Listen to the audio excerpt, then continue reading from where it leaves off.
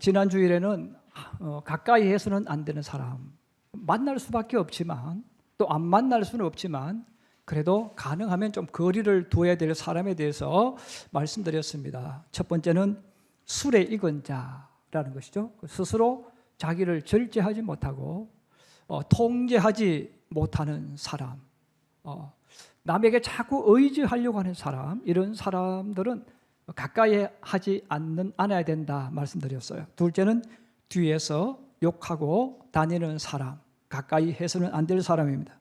세 번째는 미련한 사람이다.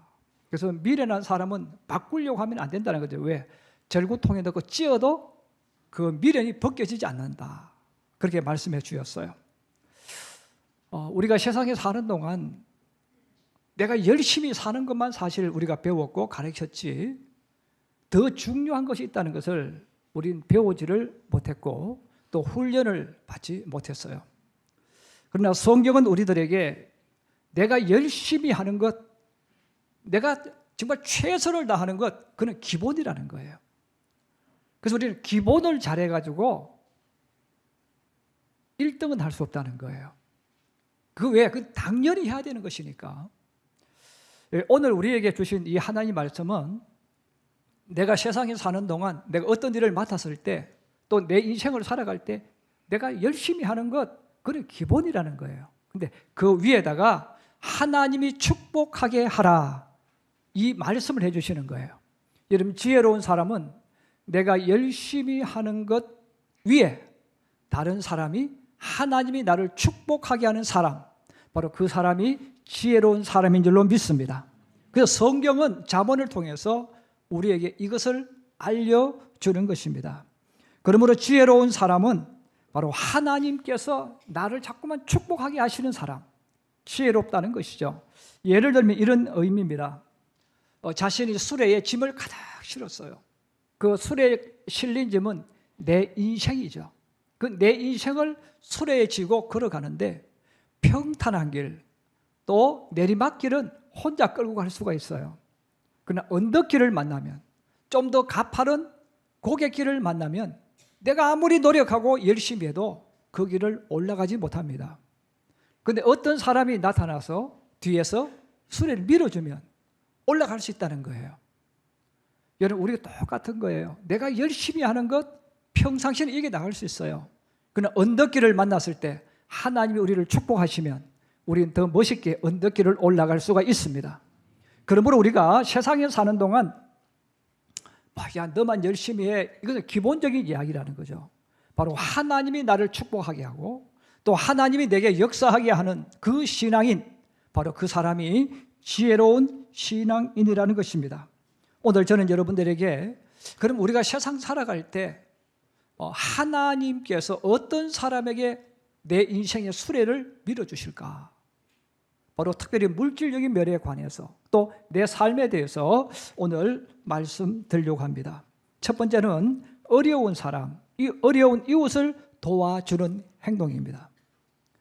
마태복음 25장 31절에서 46절에 예수님께서 부활의 영광으로 세상에 오십니다. 그리고 보좌에 앉으셔서 심판하실 때 양과 염소를 구별하신다는 거예요.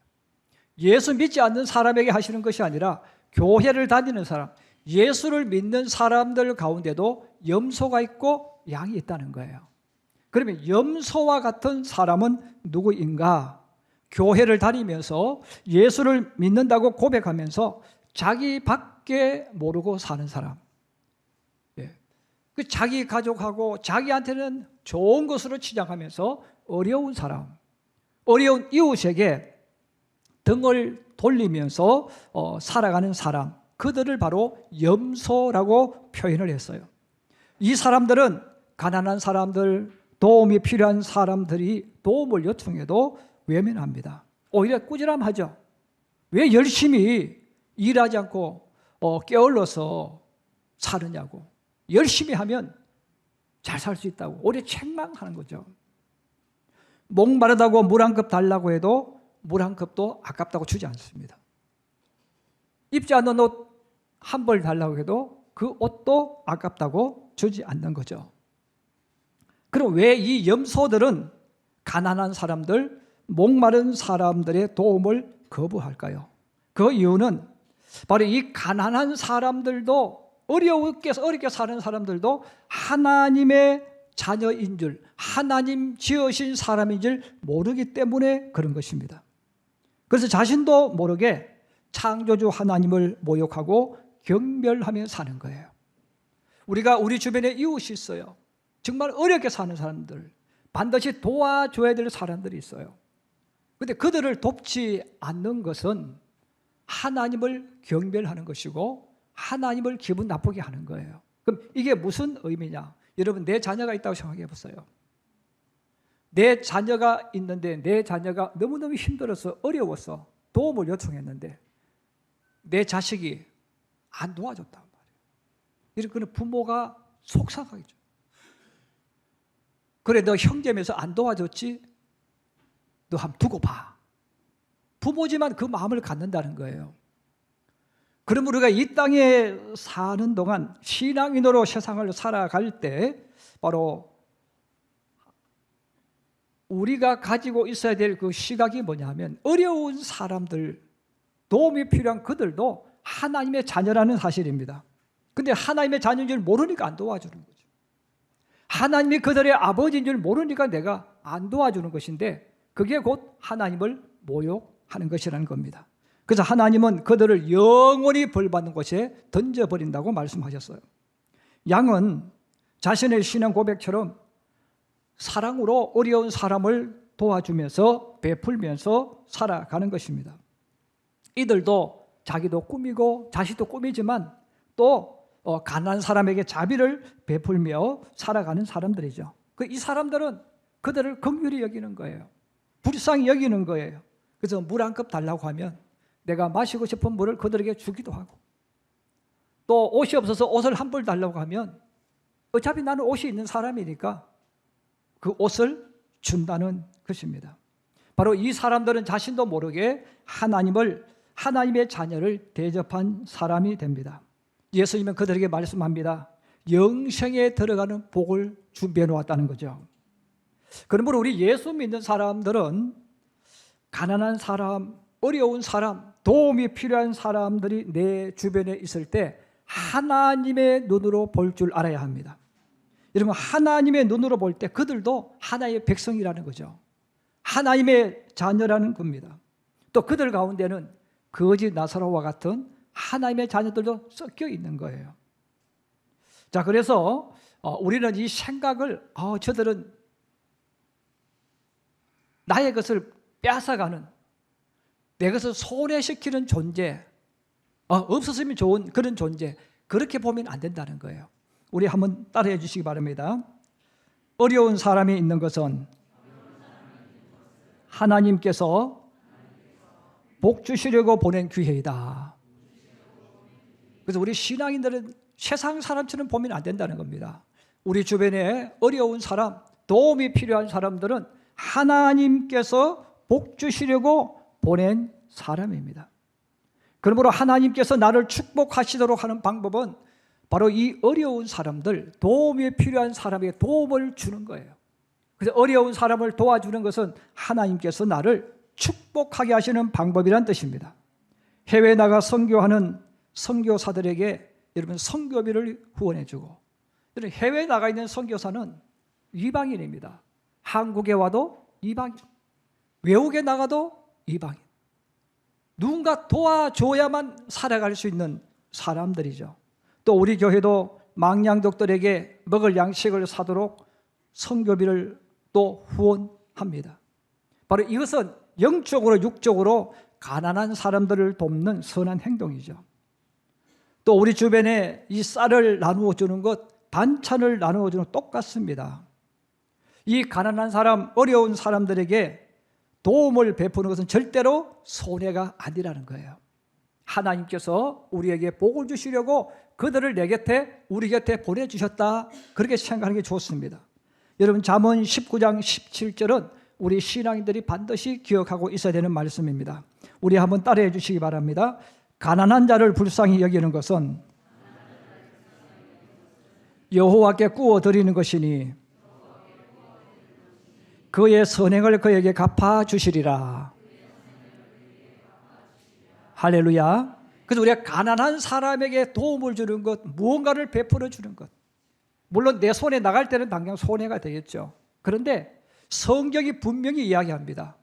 우리 주변에 어려운 사람, 가난한 사람에게 불쌍히 여긴다는 도움을 준다는 거예요. 쌀을 줄 수도 있고 반찬을 줄 수도 있고 아니면 뭐 여러 가지를 줄 수 있겠죠. 그것은 하나님께 구워주는 것이다. 하나님께 구워주는 것인데 하나님이 갚아주신다는 거예요. 여러분, 하나님이 원금만 갚아주시는 것이 아니라 더 위에 더를 해서 축복해 주신다는 뜻입니다. 잠언 11장 25절에서 26절에 말씀합니다. 구제를 좋아하는 자는 풍족하여 질 것이요 남을 윤택하게 하는 자는 자기도 윤택하여 지리라. 그래서 우리가 구제를 하면 가난해지는 게 아니에요. 어려운 사람을 도와주면 내가 손해보는 게 아니라는 거예요. 하나님이 풍족하게 채워주신다는 것입니다. 그러므로 지혜로운 성도, 지혜로운 신앙인은 자신이 도울 수 있는 범위 안에서 하는 거예요. 여러분, 성경에서 하나님이 어려운 이 도울 때 집 팔아서 하라는 말씀 없어요. 내가 할 수 있는 범위 안에서. 축복을 많이 받은 사람은 많이 도와줘야 돼요. 또 돈이 부족한 사람은 부족한 대로 도와주는 거예요. 바로 그렇게 하면 하나님이 그에게 갚아주신다는 것입니다.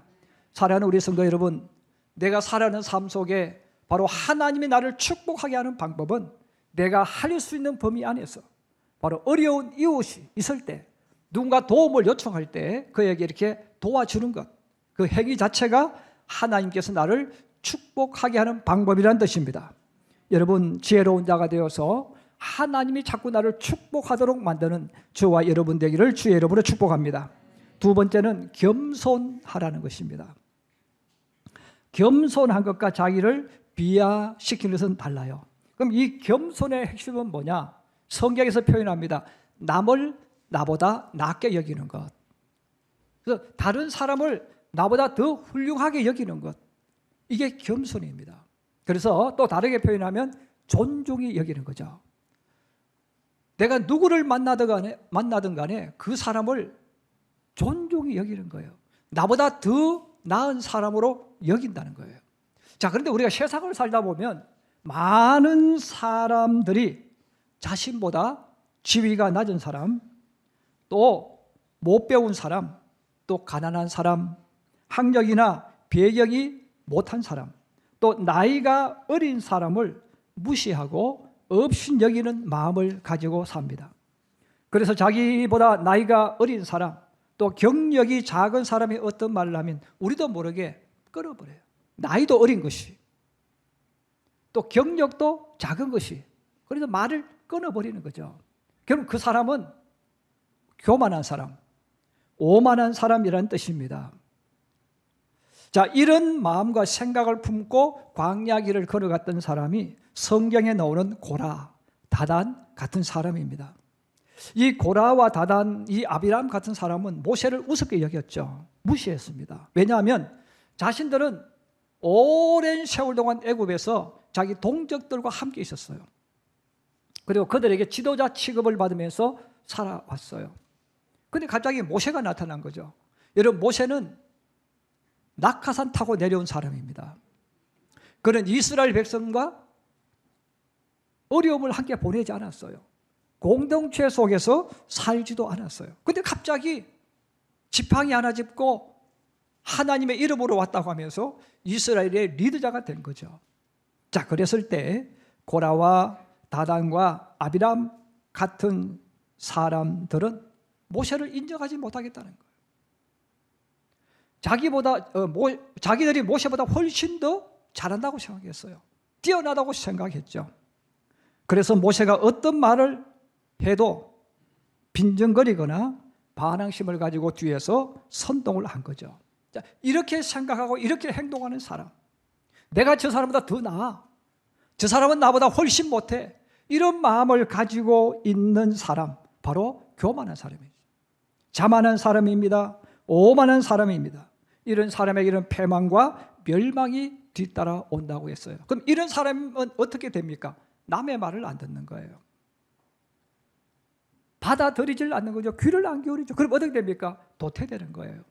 시간이 지나면 지날수록 계속 도태되어지죠. 왜? 들을 줄 모르니까요. 여러분, 듣는다는 말은 받아들인다는 뜻입니다. 여러분, 받아들일 때에 성장하는 거예요. 받아들일 때 시대를 앞서가는 것들을 우리가 흡수할 수 있는 거예요. 그러므로 성경은 겸손이라는 단어를 쓰는 겁니다. 남을 나보다 더 낮게 여기는 그 마음. 그 사람은 상대방하고 대화를 할 때도 문을 열고 듣는 거예요. 나이도 어리지만 경력도 적지만 이 사람이 나보다 더 좋은 면도 가지고 있다, 이런 마음을 가지고 있으면 그 사람이 어떤 말 하면 내가 귀를 기울이고 듣는 거예요. 들으면 내가 자꾸 성장하는 거예요.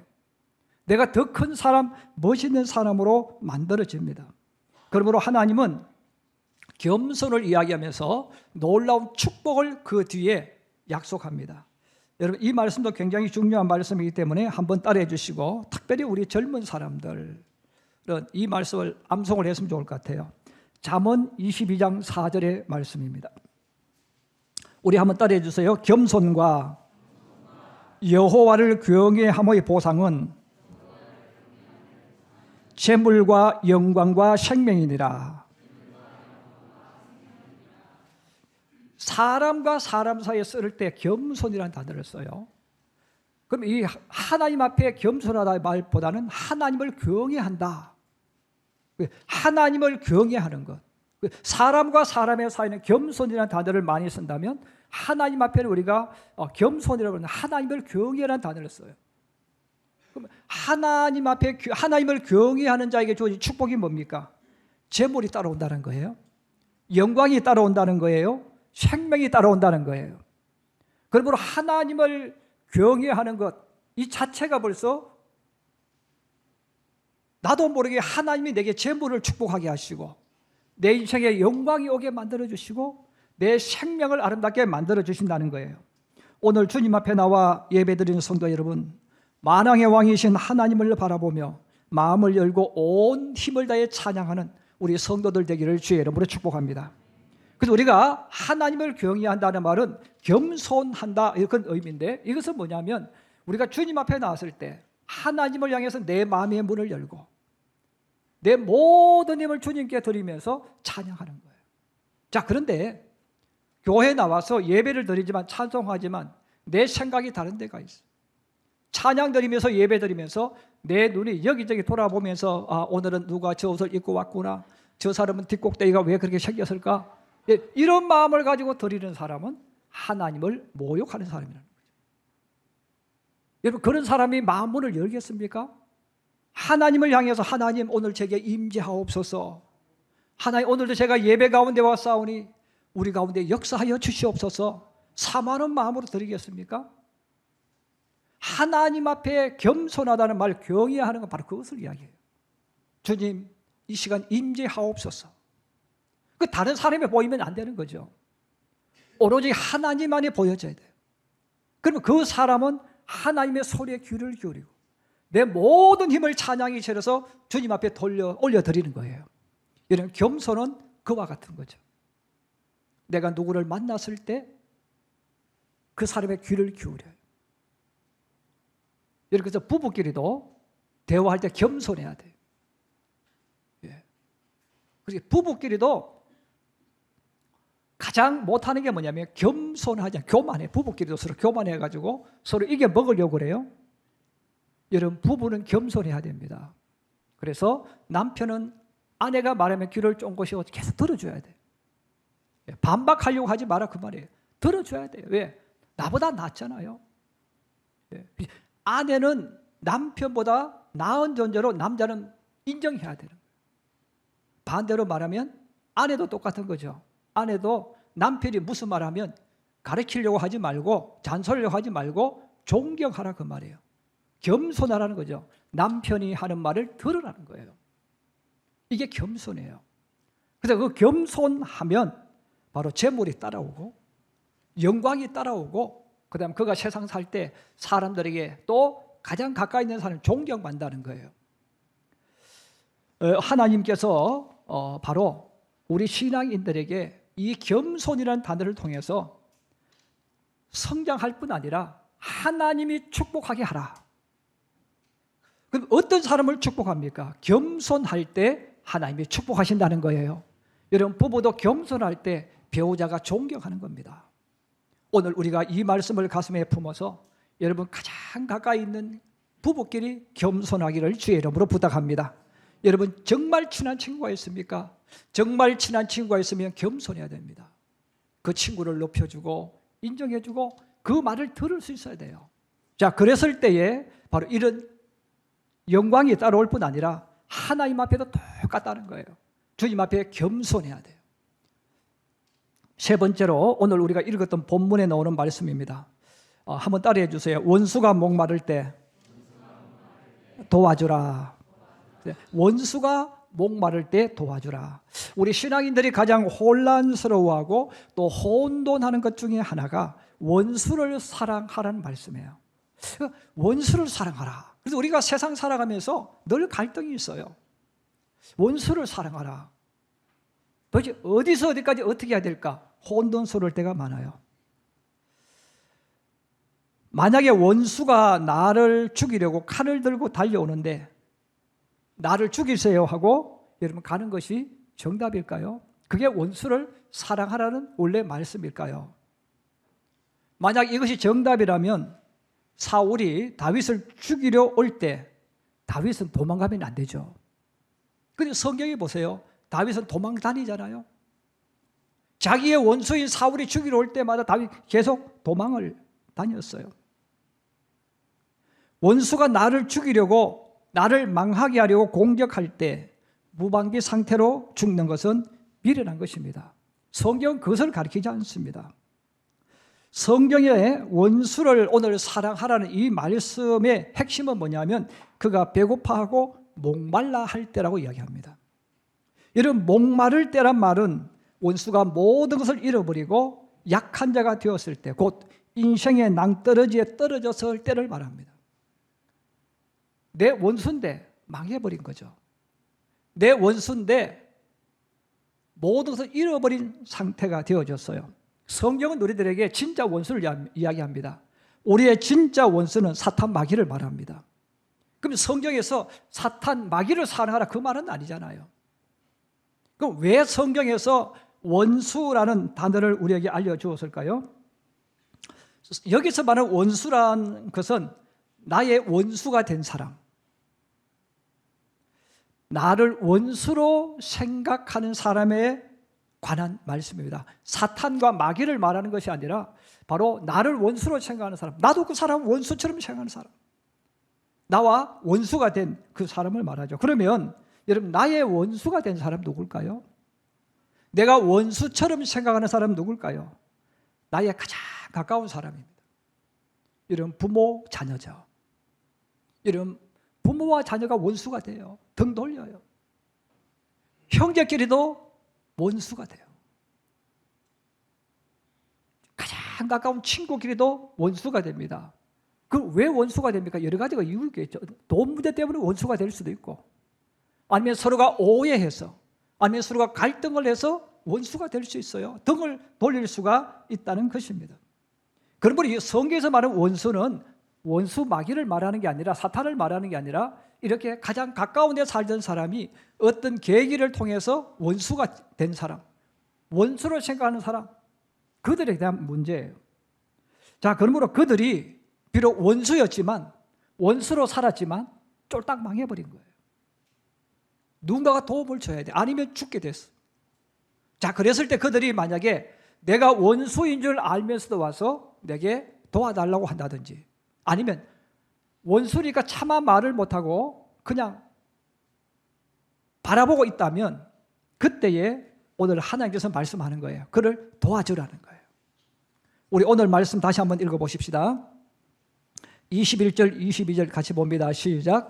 내 원수가 배고파 하거든 음식을 먹이고 목말라 하거든 물을 마시게 하라.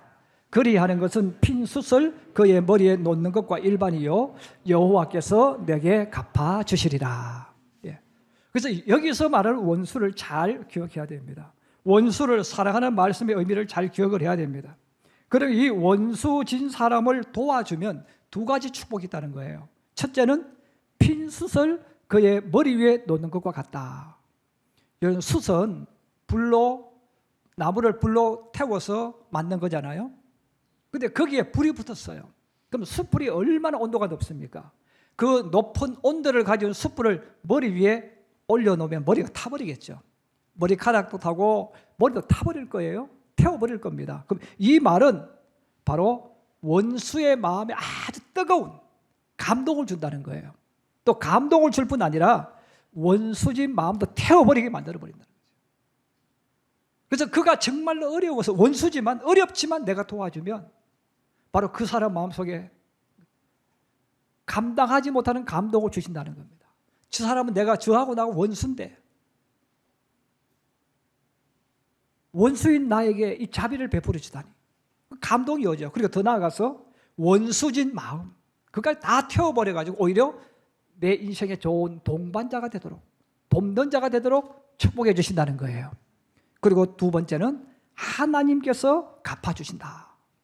그렇습니다. 우리가 원수진 사람들이지만 또 원수로 살아왔지만 그들이 어려울 때 도와주면 바로 하나님이 축복해 주신다는 거예요. 이런 망한 사람이 도와줄 수 없잖아요. 이 망한 사람이 어떻게 나에게 갚아줄 수 있겠어요? 그러나 그가 안 갚지만 아무 상관없다는 겁니다. 하나님이 갚아주신다는 거예요. 그렇습니다. 잠언서는 바로 우리 성도들에게 너희가 세상에 살아갈 때 열심히 사는 것 당연하지만 이렇게 계속 하나님이 너희를 축복하게 하라. 그 하나님이 축복하게 하면 너희가 인생의 소리를 끌고 갈 때 하나님이 자꾸 밀어주시겠다는 거예요. 하나님이 복을 주시겠다는 겁니다. 사랑하는 우리 성도 여러분, 우리가 세상을 살아갈 때 미련하게 살지 않기를 주의 이름으로 부탁합니다. 그래서 우리 성도들은 지혜로워야 돼요. 그 지혜로움은 다른 것이 아니죠. 하나님이 자꾸 나를 축복하게 하시는 방법, 하나님이 나를 자꾸만 복이 오도록 만들어주는 그 행동을 하면서 살아가라는 거예요.